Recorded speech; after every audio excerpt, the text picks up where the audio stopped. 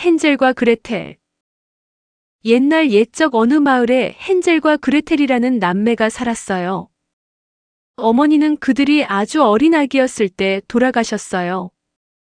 헨젤과 그레텔은 숲속 오두막에서 아버지와 함께 살았죠. 아버지는 통나무를 자르는 일을 하시며 생계를 꾸려나갔고, 동시에 두 남매도 돌봐야 했어요.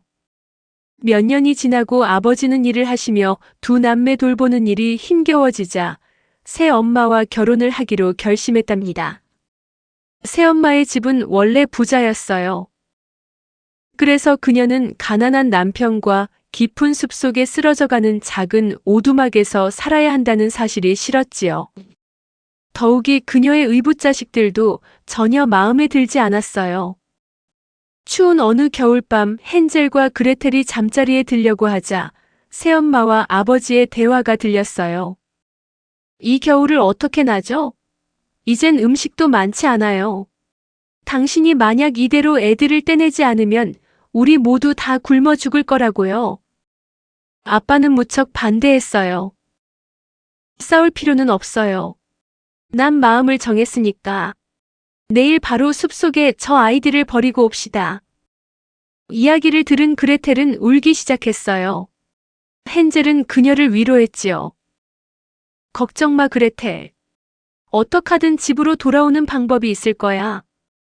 그날 밤 헨젤은 몰래 나가서 주머니 속에 많은 조약돌을 주워 모아왔어요. 아침이 되자 식구들은 모두 숲을 따라 걷기 시작했어요. 아버지는 가족 소풍을 가는 것이라고 말씀하셨죠. 그들이 걷는 동안 누구도 눈치채지 못하게 헨젤은 조약돌을 떨어뜨리며 돌아오는 길을 표시해 두었어요. 그날 오후 아버지와 새엄마는 모닥불을 피우고서 헨젤과 그레텔에게 곧 돌아오겠다고 말하고는 숲속으로 사라져버렸어. 물론 그들은 돌아오지 않았죠. 어둠이 깊어지자 숲에 사는 야생동물들의 무서운 소리가 여기저기서 들리기 시작했어요. 늑대의 끔찍한 울음소리에 헨젤과 그레텔은 몸을 떨며 달이 뜨기 전까지 모닥불 곁을 떠나지 않았죠. 그들은 달빛 아래 빛나는 조약돌을 따라서 집을 향해 걷기 시작했어요. 오빠, 진짜 똑똑하다. 잘했어.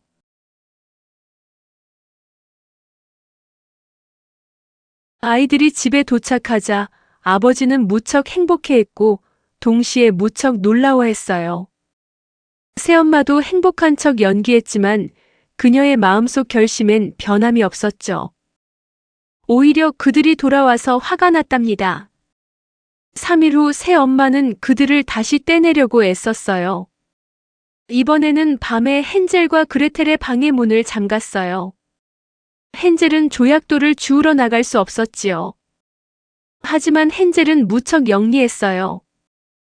이번에는 아침이 밝아오자 어젯밤에 주머니 속에 모아두었던 빵 부스러기를 숲속으로 가는 길에 떨어뜨리며 집으로 돌아올 수 있게 흔적을 남겨두었답니다.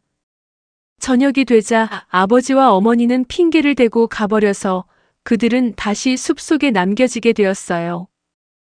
부모님이 돌아오시지 않는다는 걸 깨닫고는 헨젤과 그레텔은 어두워지기 전에 집으로 걸어가려고 했지요. 하지만 이번에는 그들이 남겨놓은 흔적을 찾을 수가 없었어요. 빵 부스러기를 새들이 모두 먹어버렸으니까요. 그레텔은 울기 시작했고 헨젤도 처음으로 희망을 잃은 것 같았어요. 이번에는 정말로 길을 잃고 만 거죠. 음식도 없이 무서움에 떨며 숲속에서 3일을 버텼어요. 셋째 날이 되자 그들은 눈처럼 하얀 새를 봤어요. 그 새는 아름다운 목소리로 노래했어요. 그들은 배고픔도 잠시 잊고 그 새를 따라 걸어갔지요. 새는 그들을 신기한 모양의 집으로 데려갔어요.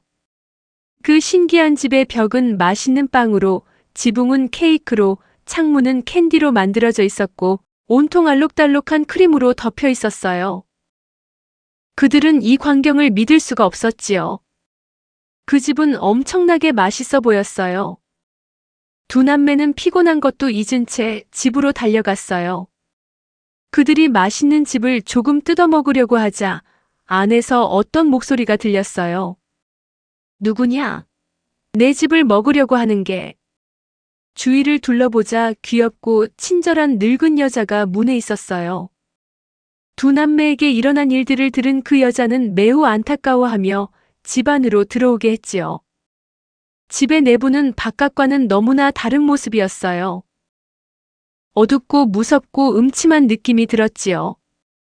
하지만 너무 배고프고 피곤했던 그들은 크게 신경 쓰지 않았어요. 그 늙은 여자는 온갖 맛있는 음식과 디저트를 가져다 주었고 두 남매는 처음 먹는 그 음식들을 먹었지요.